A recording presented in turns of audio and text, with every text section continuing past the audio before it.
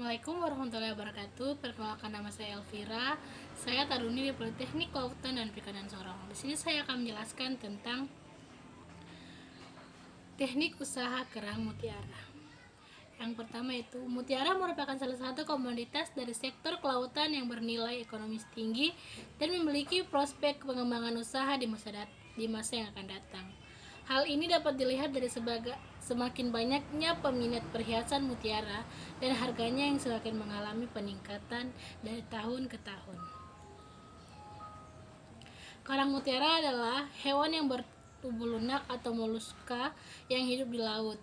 Tubuhnya dilindungi oleh sepasang cangkang yang tipis dan keras, termasuk dalam lokasi Bivalvia dan famili Pitridae.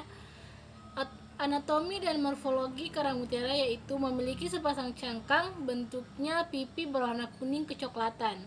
Kedua cangkang tersebut tidak memiliki cangkang dengan bentuknya atau ineguivalven. Cangkang agak pipi sedangkan cangkang kiri agak cembung.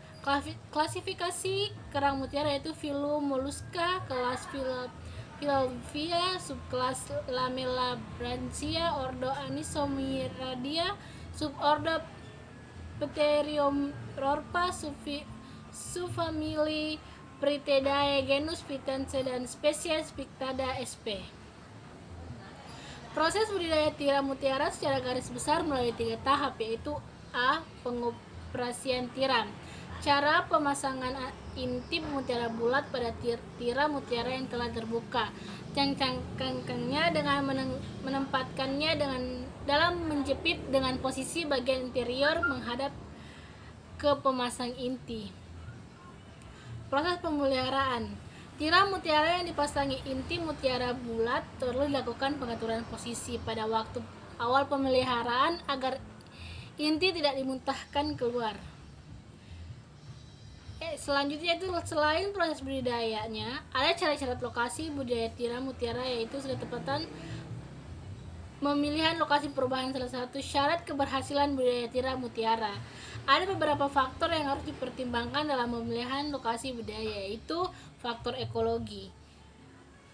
Faktor ekologi yang mempengaruhi pertumbuhan dan kelangsungan hidup tiram, di antaranya kualitas air, pakan, dan kondisi fisiologis organisme.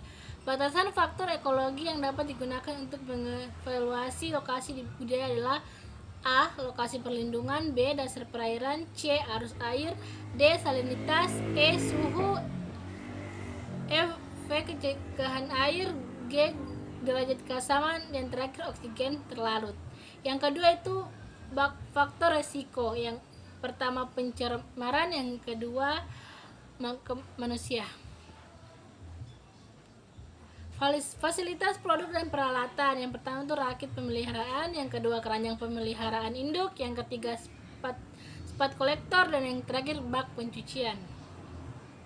Bahan baku yang dibutuhkan untuk budidaya mutiara ini ada 2 macam, yaitu 1 spat atau benih tiram mutiara jenis Pictada maxim, dan yang kedua inti bundar nukleus. Teknologi yang digunakan pada budidaya tiram melalui mutiara ini merupakan kombinasi antara teknologi sederhana dan teknologi modern. Yang kedua yaitu proses produksi. Proses budidaya tiram mutiara secara garis besar melalui 3 tahap, yaitu yang pertama pengoperasian tiram, yang kedua pemeliharaan, yang terakhir panen. Penanganan pasca panen karang mutiara. Pemanenan mutiara berlangsung kurang lebih setengah tahun dari saat penyisipan. Saat itu diharapkan ketebalan naskret sudah berkisar 3-3 cm. Pasca budidaya panen. Penawaran. Jumlah produksi mutiara untuk setiap musim panen tidak terdata dan terdokumentasi dengan baik. Hal ini dikarenakan panen mutiara tidak berlangsung secara bersamaan antara perusahaan yang satu dengan perusahaan lainnya. Yang kedua yaitu harga. Harga mutiara sangat berfluktuatif tergantung pada kualitas dan bentuk dari mutiara yang dihasilkan. Semakin baik kualitasnya, maka harganya pun semakin mahal atau semakin tinggi. Yang ketiga yaitu pemasaran. Jenis produksi tergantung pada jumlah kerang yang sudah dioperasi. dua jenis produksi. Dengan cara memindai yang benar, maka jenis mutiara yang dihasilkan dapat dibedakan menjadi 5 jenis, yaitu round atau bundar sempurna, semi round agak bundar, drop bentuk tetesan air, oval lonjong, dan barok bentuk tidak beraturan dan mutu produksi.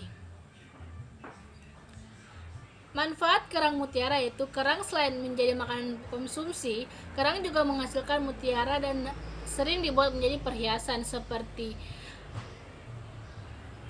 dibuat menjadi kalung, gelang, cincin, dan dibuat perhiasan lainnya. Selain itu, cangkangnya dibuat aksesoris. Mutiara inilah yang kemudian banyak dimanfaatkan sebagai perhiasan yang memiliki harga cukup tinggi.